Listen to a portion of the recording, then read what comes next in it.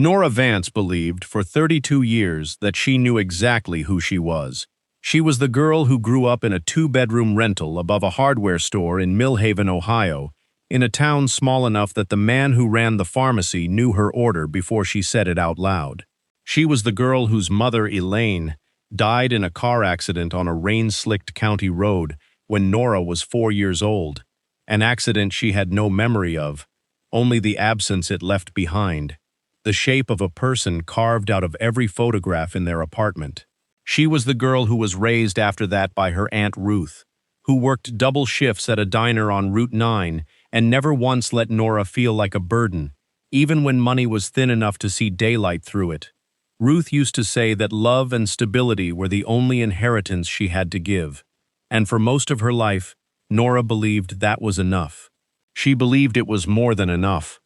There were things she remembered about those early years that she'd never told anyone, small, strange details that never seemed important enough to mention. A period, when she was 6 or 7, when Ruth would sometimes stop mid-sentence if a certain kind of black car passed slowly on their street, and pull the curtain a little tighter before going back to whatever she'd been saying. 2 moves before Nora turned 5, quick and unexplained, that Ruth always framed as a fresh start, and the fact that they never once, in all the years after, went back to visit wherever they'd come from before Millhaven. A shoebox of her mother's photographs that Ruth kept on the top shelf of her closet, out of reach, that she let Nora look through exactly once a year, on Elaine's birthday, and never any other day, no matter how many times Nora asked. She used to think that was simply how grief worked in their family. Careful, rationed, kept just out of reach so it wouldn't overwhelm either of them. She understood now that some of it, maybe most of it, had been fear, carefully disguised as grief so a small child wouldn't have to carry its real shape. She built an entire identity out of that story, the way a person builds a house on a foundation they never think to question. She became a claims adjuster for a mid-sized insurance company, the kind of job people's eyes glaze over when you mention it at parties, but she liked the order of it, the way every case had a beginning, a set of facts, and eventually, an answer. She paid her bills on time. She kept a small apartment clean and unremarkable. She dated carefully and loved cautiously, because she had learned early, in the particular way that children of loss learn things, that the people you count on can disappear without warning, and that the safest thing you can do is never let yourself need anyone too much. She thought she understood the entire shape of her own life. She thought she had already been handed every fact that mattered. She was wrong about almost all of it. It started on an ordinary Tuesday, with a letter that didn't look like anything important at first glance. Heavy cream paper, the kind that costs more per sheet than most people spend on stationery in a year, a law firm's letterhead from Chicago, her name typed correctly above the address, which somehow made the whole thing feel more serious than if they'd gotten it wrong. The letter asked her to contact the office of Whitfield and Marsh regarding, in careful legal phrasing, a matter concerning the estate of Julian Calloway. She read that name out loud in her kitchen and actually laughed, a short, disbelieving sound, because everyone in America knew who Julian Calloway was. He was the man behind Calloway Holdings, the department stores that had anchored malls across the Midwest for 2 generations, the real estate arm, the private equity fund that had quietly swallowed half the retail chains she used to shop at as a kid. Forbes had put his net worth somewhere north of $5 billion the last time anyone bothered to guess, and according to this letter, he had just died. She assumed, reasonably, that it was some kind of scam. She nearly threw the letter directly into the recycling bin under her sink, but there was a case number printed at the top, and something about the paper itself, the almost unnatural smoothness of it, made her hesitate with it in her hand for a long moment. So instead of throwing it away, she called the number. The woman who answered didn't sound like a scammer. She sounded tired in a specific, practiced way, the way people sound when they've delivered difficult news so many times that the difficulty has worn a groove into their voice, smoothing out anything that might once have been alarm. She asked Nora to come to Chicago in person. She said the matter concerned a trust. She said, And Nora would remember this exact phrase because of how strange it sounded, that her presence was not optional under the terms of the document. When Nora asked what document, the woman told her that would be explained fully once she arrived, and that she should bring photo identification, and that she should come alone. Nora would later admit that she hadn't felt any real protective suspicion in that moment, no old instinct warning her to stay exactly where she was. What she felt instead was curiosity, sharp and immediate, and underneath the curiosity, something else she couldn't name yet, something that felt less like intrigue and more like a hand pressed flat against the small of her back, guiding her forward before she'd even decided to move. She took 2 days off work. She told her Aunt Ruth she was going to Chicago for what she described, vaguely, as a legal thing, and she noticed the particular way Ruth's face tightened when she said the name Calloway, a flicker of something Nora mistook, at the time, for simple surprise at the size of the name involved. She would understand later that it hadn't been surprise at all. It had been fear, old and specific, the kind of fear that recognizes a threat by name the moment it resurfaces. The Calloway estate sat 40 minutes north of downtown Chicago, behind a stone wall high enough to make anyone feel small on approach, and a wrought iron gate that looked less like a boundary and more like a statement of intent. Nora sat in her rental car at that gate for almost a full minute before pressing the intercom button, staring up a long gravel drive at a house that didn't look like a home so much as an assertion, 3 stories of pale stone and dark windows, the kind of place built specifically to remind visitors of exactly how small they were in comparison to the people who lived there. The woman who eventually opened the heavy front door was somewhere in her early 60s, silver hair pulled back into a low knot, wearing the kind of practical navy cardigan that told you immediately she was staff rather than family.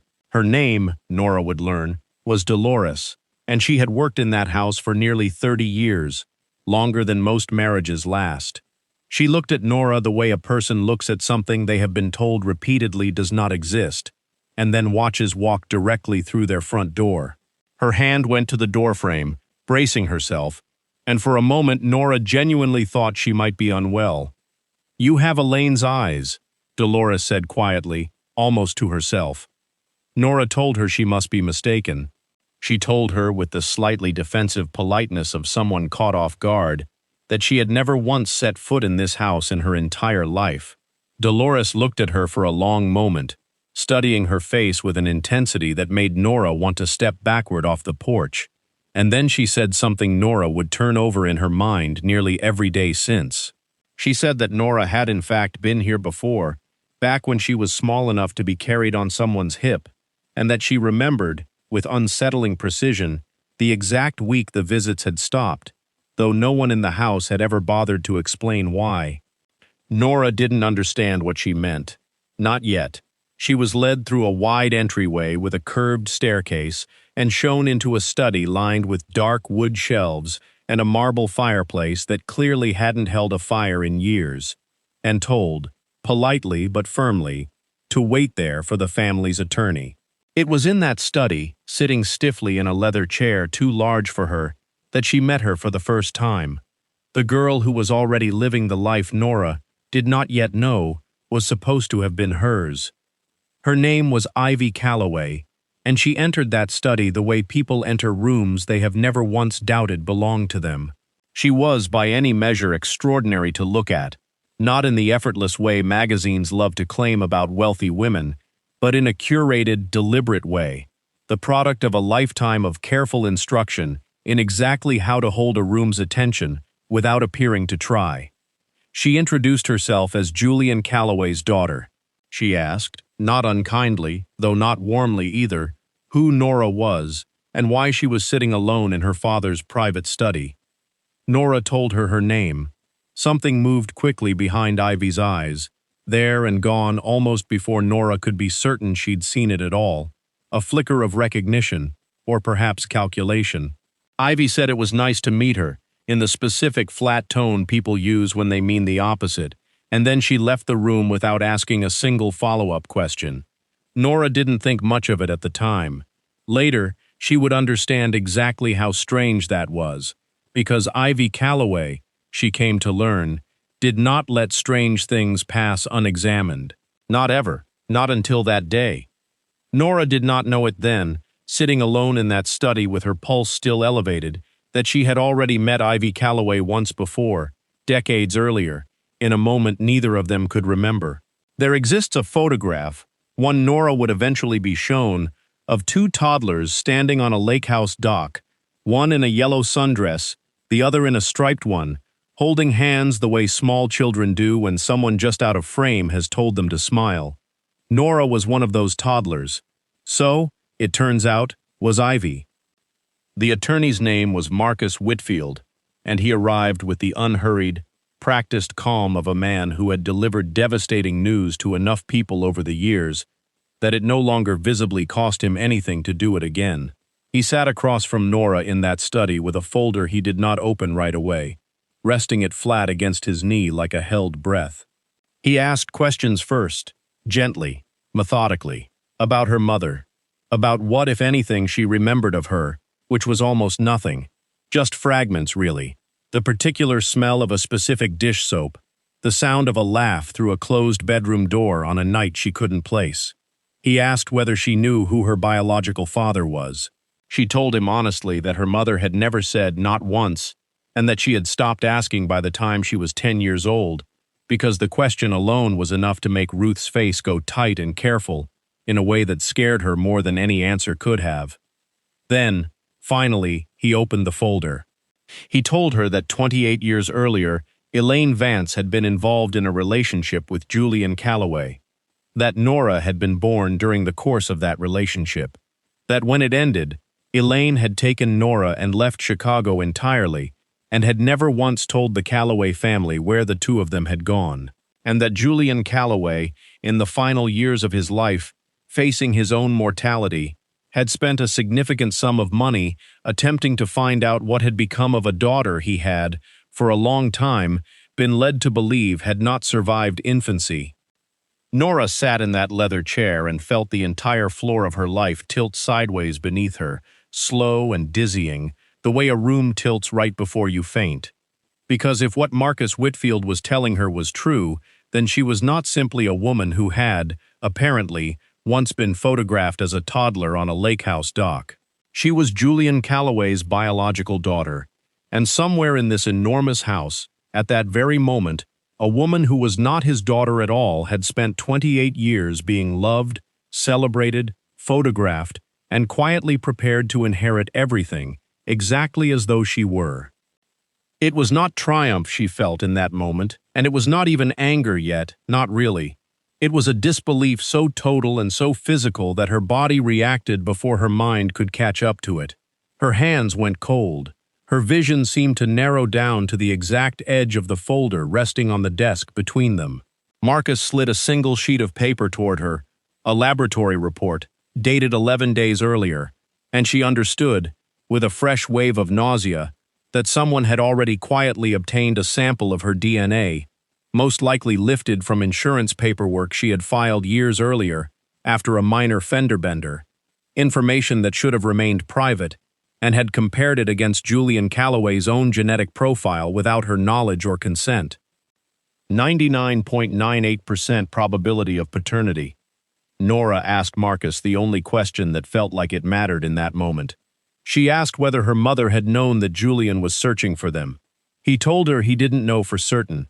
He told her that Elaine Vance had died in that car accident when Nora was 4 years old, and that, as far as the estate's private investigators had been able to determine, there had been no contact between her and the Calloway family in the years leading up to her death.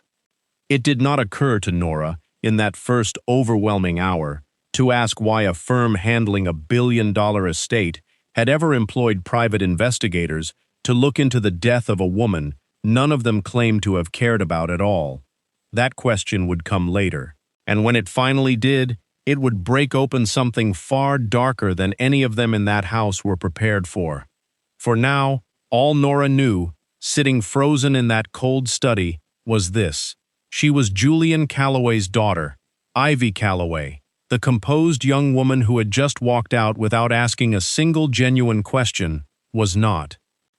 And she still had absolutely no idea that the truth of how any of this had happened ran deeper and darker than a simple, sad story of a man who had lost track of a daughter he loved. The days that followed were disorienting in a way that is difficult to fully describe to anyone who hasn't lived through something similar. Nora was given a guest room in a house she had no memory of ever entering, surrounded by household staff who treated her with a strange, careful courtesy, as though she were fragile glass that had already been dropped once and might shatter completely if handled wrong a second time. Julian Calloway himself was too ill to meet with her right away.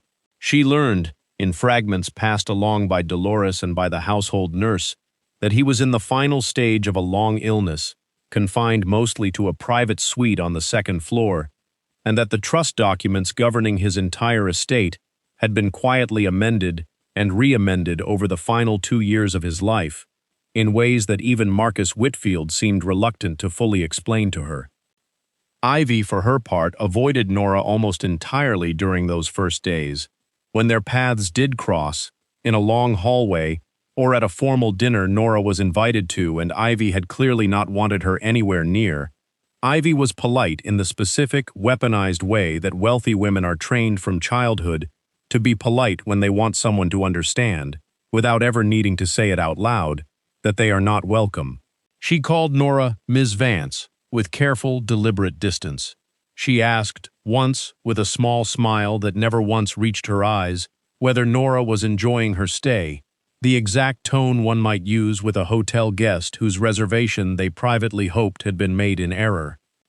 It was Dolores who finally told Nora the truth of why Ivy seemed to hate her on sight, and it wasn't simple jealousy over money, or at least, not only that, it was fear. Dolores, who had worked in that house longer than almost anyone else still living, told Nora quietly one evening in the enormous kitchen, while pretending to show her where the good coffee was kept, that Ivy Calloway had not been born into this family either. Nora set her mug down very carefully on the marble counter because her hands did not feel steady enough, in that moment, to trust with anything breakable.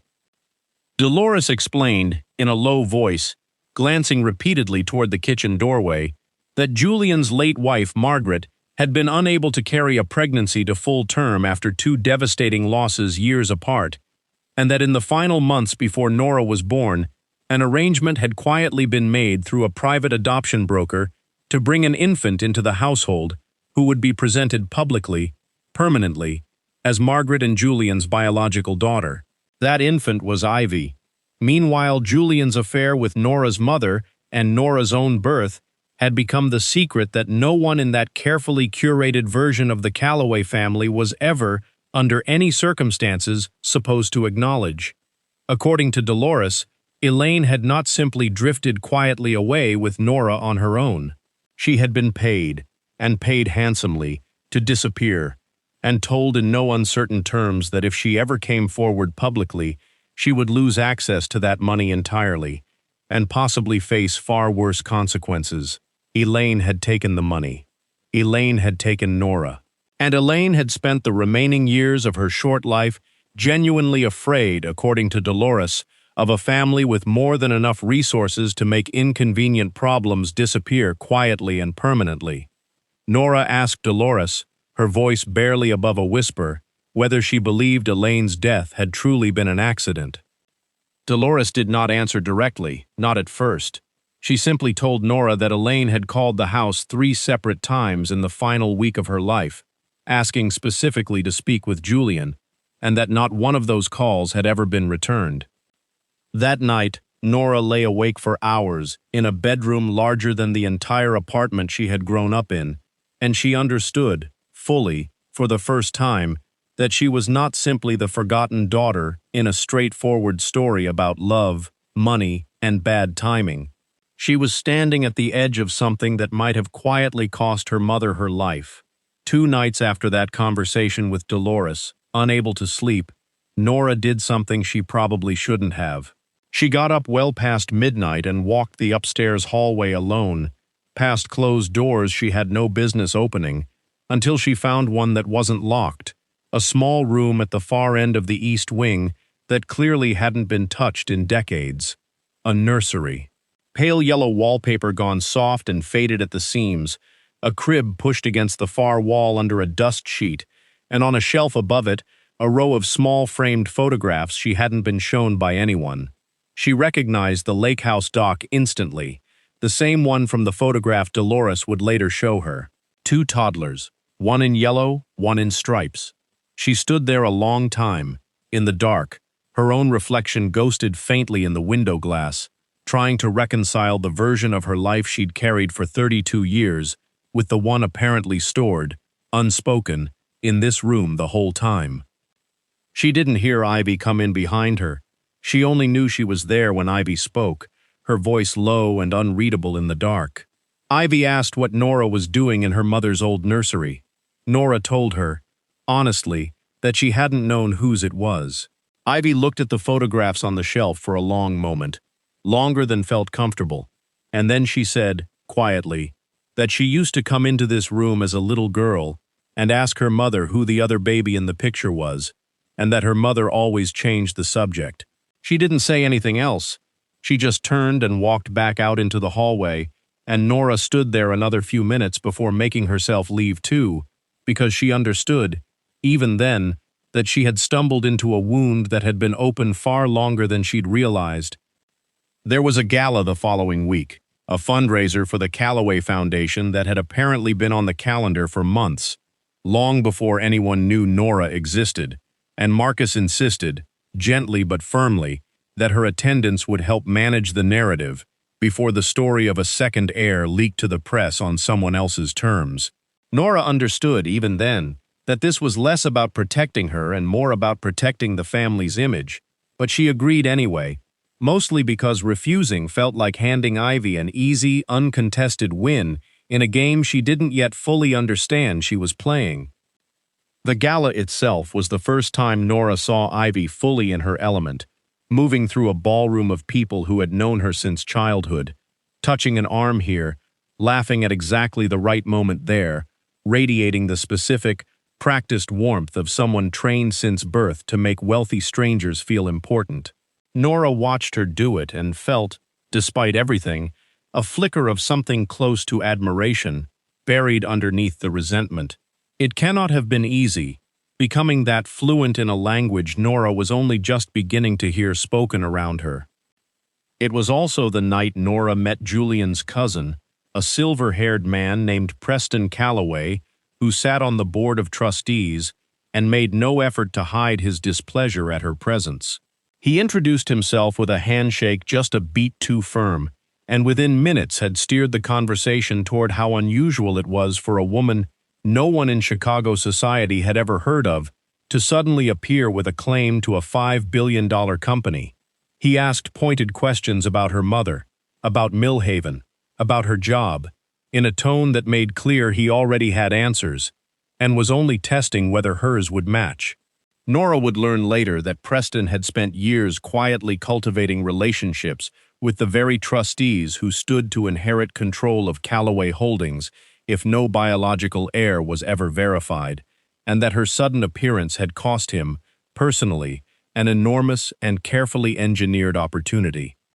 Nora didn't understand, that night, that Preston would become dangerous to her in his own right, not the architect of what had happened to her mother, but a man with every incentive to make sure her claim never survived legal scrutiny.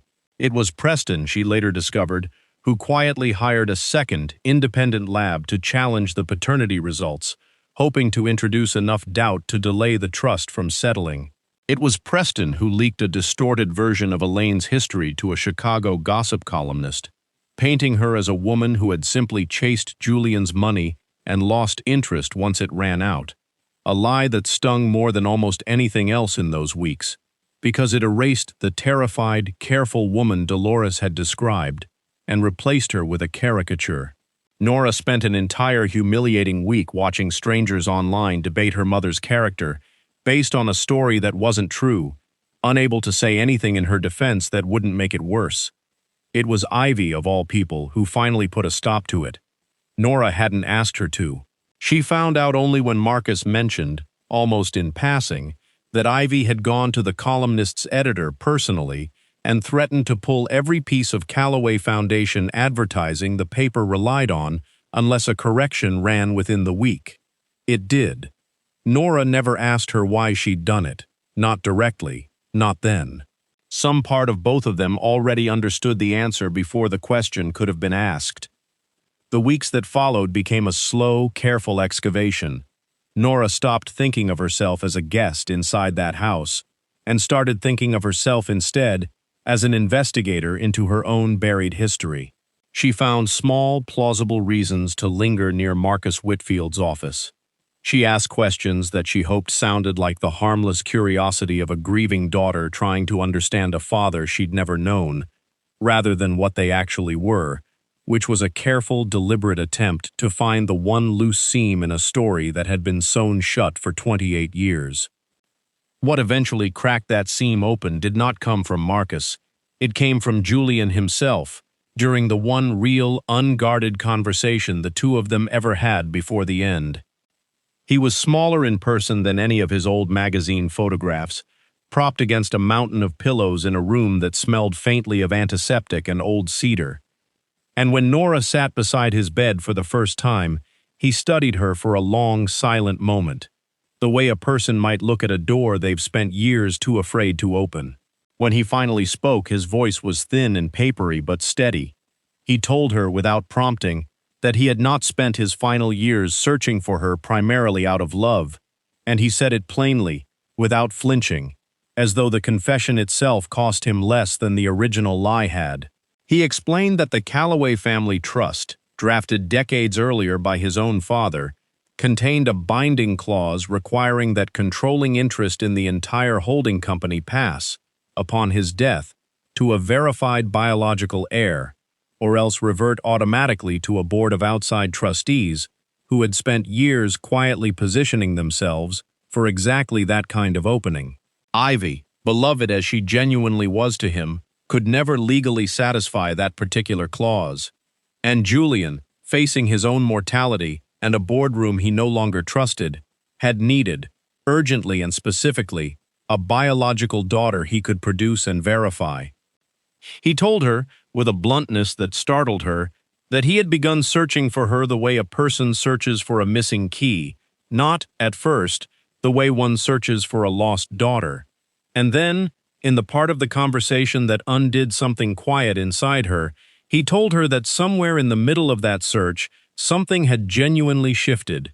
That the private reports on her life, her ordinary job, the years she'd spent caring for her ailing aunt, the plain decency of the woman she had become entirely without his money or his name, had eventually made him ashamed of the reason he had started looking for her in the first place. Nora asked him whether he had ever loved her mother, or whether the entire relationship had simply been something that happened to both of them without meaning anything at all. He was quiet for long enough that she thought he might not answer. Then he said that he had loved her, in the specific, cowardly way of a man already too committed to another life to ever act on it properly, and that he had told himself, at the time, that ending things quickly and quietly was a kindness to everyone involved. He said he understood now, far too late to matter, that it hadn't been a kindness at all. It had simply been easier for him. She asked him directly whether he had known at the time that her mother was being paid to disappear. He said yes. She asked whether he had ever, in all the years since, tried to find out what ultimately happened to her. He looked away from her for the first time in that entire conversation, toward the window and the gray winter light beyond it, and he said that by the time he finally allowed himself to ask that particular question, it had already been far too late to matter to Elaine, only to Nora. He died 6 days later. Nora thought, foolishly, that his death would mark the end of the hardest part of all this. She was wrong. It was only the beginning of the part where everything she believed she finally understood, about who had done what and why, came apart completely. 3 days before the will reading, someone let themselves into Nora's guest room while she was at dinner. Nothing was taken. That was almost the worst part. Her suitcase had been gone through, methodically, the lining checked, her laptop opened and left slightly ajar on the desk where she knew she hadn't left it. When she told Dolores, the housekeeper's face went pale in a way that told Nora she believed her instantly and was already afraid of who was responsible. When she told Marcus, he was careful, almost too careful, to suggest it might have simply been housekeeping. Nora knew it wasn't. She had begun to suspect, by then, that Preston Calloway wanted to know exactly how much she had already learned, and exactly how prepared she was to make it public. She called Ruth that night, her hands still not quite steady, and for the first time in almost 30 years, her aunt told her something about Elaine that she had never once said out loud before. Ruth told her that in the last year of her life, Elaine had started keeping a locked file box under her bed, and that after the accident, when Ruth had gone through her sister's things, the box was empty, though the lock had clearly been forced. She told Nora she'd always assumed it was nothing, old bills maybe, sentimental clutter. She told her she wished, now, that she'd asked more questions at the time instead of simply grieving and moving forward the way the world expected her to. Nora didn't sleep much that night either, lying awake turning the image of that empty, forced-open box over and over in her mind, wondering what her mother had been keeping inside it, and who had wanted it badly enough to break the lock. 2 days later, going through a box of her mother's things that Ruth had finally agreed to mail her, things she hadn't looked at closely in years, Nora found something that had been tucked inside the lining of an old winter coat, folded so small it had felt, for years, like nothing more than a stiff seam. A single page, handwritten, dated 11 days before the accident. It wasn't the letter to the reporter, that much became clear within the first 2 lines. It was a letter to Nora herself, unfinished, unsent, written in the specific, careful handwriting Nora recognized instantly from a handful of old birthday cards. Her mother had written that if anything ever happened to her, she wanted Nora to know she hadn't run because she was ashamed. She'd run because she was terrified, and because she had believed, rightly or wrongly, that a life without money but with her daughter safely in it was worth infinitely more than the alternative Julian's family had offered her. The letter ended mid-sentence, as though Elaine had been interrupted, or had simply run out of certainty about how to finish it. Nora read it 4 times that night, sitting alone on the floor of her guest room with her back against the bed, and for the first time since the letter from Whitfield and Marsh had arrived on her kitchen table, she cried, not out of shock, but out of something closer to relief, the specific relief of finally hearing, in her mother's own voice, that she had been loved and chosen, deliberately, even at enormous cost. The formal will reading took place in a long room with too much dark wood paneling and far too many people who looked at Nora like a complicated problem still waiting to be solved. Ivy sat directly across the table from her, composed and still, dressed in unrelieved black that had clearly been chosen with great care, and Nora watched her hands stay perfectly motionless in her lap, while Marcus Whitfield read through page after page of dense legal language that amounted, in the end, to this. Controlling interest in Calloway Holdings would pass to Julian's verified biological heir, meaning Nora, with separate provisions made for Ivy that were generous by any ordinary standard, a substantial trust, a property of her own, a seat on a charitable foundation board that carried prestige but, notably, no real operational power. Something behind Ivy's face went very still and very cold, and for the first time since Nora had met her, what she saw was not Ivy's usual composure, but the sheer, visible effort of holding that composure together by will alone. What happened next did not come from Ivy, and it did not come from Nora either. It came from Marcus Whitfield, and it happened only because Nora finally asked one question too many. She asked him, in front of that entire crowded room, why a law firm's private investigators had ever taken any interest at all in her mother's death, back when Julian himself had told her plainly that he hadn't begun actively searching for them until much later in his life. She asked because it had been quietly bothering her for weeks, a small inconsistency she couldn't quite reconcile no matter how she turned it over. Marcus Whitfield's expression changed in a way that told her, before he ever spoke a single word aloud, that she had finally found the seam she'd been searching for. He admitted, his voice noticeably tighter than before, that he himself had been the one who commissioned that early investigation into Elaine, decades before Julian ever formally reopened the search, not out of any loyalty to the family, because Elaine had, in the final weeks before her death, contacted him directly, not Julian, threatening to go public not only about the affair itself, but about the fraudulent adoption paperwork that had originally brought Ivy into the family, paperwork that Marcus, as a young associate at the time, had personally helped falsify. If that story had ever surfaced publicly, it would not only have embarrassed the Calloway family, it would have exposed decades of Marcus's own quiet, careful embezzlement from a family trust he had personally managed since before Julian's own father had died. Funds bled out slowly enough over the years that no one had ever thought to look closely, protected the entire time by his position as the family's single most trusted gatekeeper. Marcus insisted, and Nora would come to believe this part was true, that he had never ordered anyone to physically harm her mother, but he admitted, in that packed room, in a voice gone flat and strange with the effort of the confession, that he had sent someone to intercept her on that road the night she died, intending only to frighten her, only to ensure she understood clearly what would happen to her if she ever talked. The accident that followed, he insisted, was never what he had intended to happen.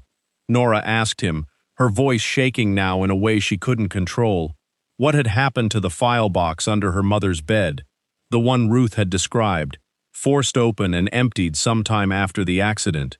The color drained out of his face entirely, and for a moment she thought he might refuse to answer at all. Then he said, quietly, that the man he'd sent to intercept Elaine that night had also been instructed to retrieve any documentation she might have kept, insurance records, letters, anything connecting her directly to the family. He said the box had contained copies of the original payment agreements and a handwritten letter addressed to a newspaper reporter that had never been sent. He said those documents had been destroyed years ago. He didn't know about the second letter, the one hidden in the lining of a coat, the one Nora now carried folded in her jacket pocket in that very room. She didn't tell him. Some things, she decided, belonged only to her and to the mother who had written them. She did not know, even then, whether she fully believed the part about the accident itself being unintended. She would come to understand that it didn't especially matter anymore whether she did. What mattered was that a woman who had loved her daughter enough to run, and enough to try, quietly and carefully, to hold someone accountable, never got the chance to see it through. Nora would spend enough nights afterward imagining her mother sitting at their kitchen table, writing that letter to the reporter she never sent, trying to find the right words, running out of time before she ever could. What mattered far more, in that suffocating moment, was Ivy. Nora had fully expected her to respond with even more open hatred than before, a kind of grim confirmation that Nora truly was the rightful daughter after all, and Ivy really was nothing more than an elaborate fraud. Instead, Ivy looked like a woman who had just watched the only floor she had ever stood on vanish entirely beneath her feet. She hadn't known any of it. Not that she had been brought into this family through a carefully constructed lie. Not that a woman may have died trying to protect that truth from ever coming out. Not that the father she had loved her entire life had allowed all of it to happen around her without ever once telling her who she really was. For the first time since Nora had arrived in that house weeks earlier, Ivy Calloway looked at her not as a rival to be managed, but as the only other person in that entire crowded room who truly understood what it felt like to have your whole identity quietly rewritten in the space of a single devastating afternoon. They did not become friends overnight. It would be a lie to suggest that decades of resentment, competition, and fear simply dissolve the moment two women finally understand they were both used, in different ways, by the very same people. But they did eventually sit together, just the two of them, in that same cold study where Nora had first been told the truth weeks earlier, and they talked, really talked, for the first time since they'd met. Ivy told her, haltingly at first, about growing up in a house where love always seemed to arrive with quiet, unspoken conditions she could never fully name or satisfy, about the specific exhaustion of being paraded through galas and photographs and society pages as the perfect Calloway daughter, while some smaller, more honest part of her always suspected, without ever being able to prove it, that the affection came with fine print she wasn't allowed to read. She told Nora she used to lie awake as a teenager wondering why her mother flinched every time she asked simple questions about her own birth, and that she had eventually just stopped asking, the same way Nora had stopped asking about her father, because some questions cost more than the answers seemed worth. Nora told her about growing up without any of the answers Ivy had always had, the particular shape of a loss you can't even name because no one ever handed you the words for it, but also, crucially, without the exhausting weight of pretending, every single day, to be someone she actually wasn't. They sat with that difference for a long time, neither of them pretending it made either version easier than the other. It didn't. It never would. It simply meant they had each spent their lives carrying a different kind of absence, and had finally found, of all places, in that cold, unlit study, the one other person alive who understood the exact weight of it. They agreed, eventually, to face Marcus together, not in a courtroom, not right away, but in that same study. With a small recorder, Ivy had the quiet presence of mind to start running before he ever opened his mouth to speak. It was enough. It was more than enough. He resigned that same week, quietly and without public spectacle, and the criminal investigation that followed was handled with the particular quiet efficiency that money, even diminished, can still occasionally buy for the people it hasn't entirely ruined. Preston Calloway did not go quietly. He tried for a while to use Marcus's disgrace as an opportunity of his own, arguing to the remaining trustees that the entire estate should be frozen pending a full independent review. A review he clearly hoped would drag on long enough to exhaust Nora into walking away. What he hadn't counted on was Ivy. She stood up in a trustees' meeting Nora wasn't even permitted to attend and reminded every person in that room, by name, of every favor Preston had ever called in, every board seat he'd maneuvered his allies into, every quiet conflict of interest she had apparently been cataloging for years without ever having a reason to use it. He resigned from the board within the month. Nora never saw him again after that, though she heard, secondhand, that he'd moved to Florida, which felt, somehow, like exactly the ending he deserved. 6 months later, the Calloway Foundation held its annual gala in the same ballroom where Nora had first met Preston Calloway, though almost nothing else about the evening resembled that first uneasy night. This time, Nora walked in beside Ivy rather than trailing several careful steps behind her, and the two of them stood together at a podium to announce, jointly, the launch of a new initiative within the foundation, a fund established in Elaine Vance's name, built specifically to help women who find themselves financially coerced into silence, women paid, in one form or another, to disappear. Nora hadn't planned to speak for long. She had a single index card in her hand with 3 sentences written on it, and she abandoned all 3 the moment she stood in front of the microphone and saw Dolores in the 3rd row, dabbing quietly at her eyes. Instead, Nora told the room, briefly and without embellishment, that her mother had once believed a life with less money and more freedom was worth everything she gave up to have it, and that the fund existed so other women wouldn't have to make that same impossible trade alone. Ivy stood beside her the entire time, not speaking, her hand resting lightly on Nora's shoulder, and afterward, several reporters would describe the moment as the instant the Calloway name finally started to mean something different in Chicago than it had for the previous 3 generations. Later that same year, Nora drove back to Millhaven alone, just once, to sit with Ruth in the same small kitchen where she'd grown up, and to tell her everything, all of it, in a way she hadn't been able to over the phone. Ruth cried for her sister in a way Nora hadn't seen her allow herself to in almost 30 years, and then, when she was done, She asked Nora the only question that seemed to matter to her at all. She asked whether Nora was still the same person underneath all of it. Nora told her, honestly, that she didn't know yet. She still doesn't know completely, even now, after everything that's happened since. She has come to believe that some part of that question doesn't ever fully resolve. You simply keep answering it, quietly, every single day, through the choices you make once nobody else is standing over your shoulder, telling you who you're supposed to be. Nora didn't move into the house behind the stone wall. She kept her small apartment above what used to be a hardware store, though the checking account behind it looks considerably different than it used to. She accepted a seat on the board of Calloway Holdings, not to personally run the company day to day, but to make certain it could never again quietly become the kind of institution capable of erasing a woman like her mother simply for loving the wrong man at the wrong time.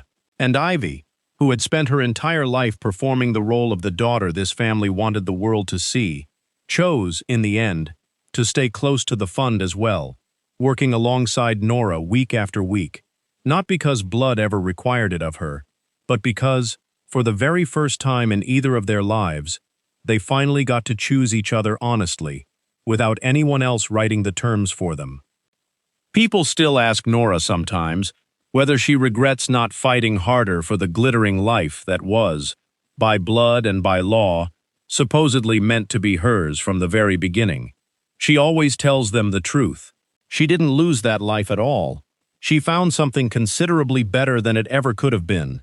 She found out exactly who she was willing to become, once nobody else was ever allowed to write that particular story for her again. And somewhere behind that same stone wall, in a study that no longer feels cold to either one of them, a woman who once pretended to have Nora's life, and Nora herself, have finally built one that genuinely belongs to both of them, on their own terms, for the very first time.